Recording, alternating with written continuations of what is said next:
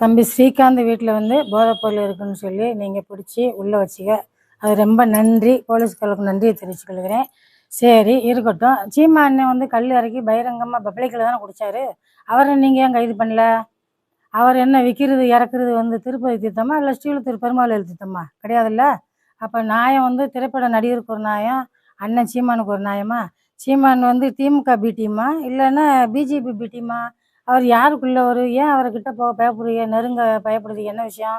சாதாரண பனையாரி கூலியாளுன்னா கல்லே இறக்காட்டாலும் பிடிச்சி கொண்டு போய் சந்தை கேஸில் போடுறீங்களா?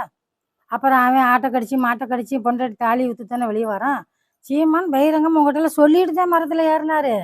டக்கு டக்குன்னு ஏறினாரு, இறக்குனாரு, குடிச்சாரு. குடிச்சும் போட்டு அருவாளன் யாருன்னு நினச்சிக்கிட்டு இருக்கா வாயான்னாரு. உங்களால் என்ன செய்ய முடிஞ்சிச்சு? ஏன் நீங்கள் அவரை கைது பண்ணல? அவர் குடித்தது கல்லா இல்லை தீர்த்தமா? எங்களுக்கு தெரிஞ்சாகணும். பப்ளிக்கில் தானே சொன்னார். ஏன் நீங்கள் அவரை பார்த்தா பயப்படுறீங்க? பயமாக இருக்கா? இன்னும் இதோட பயங்கரமாக இருக்கும்.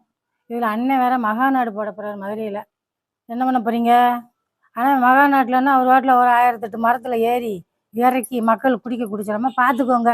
போதைன்னு எல்லாம் போதைதான், அதுவும் போதைதான், இதுவும் போதைதான்.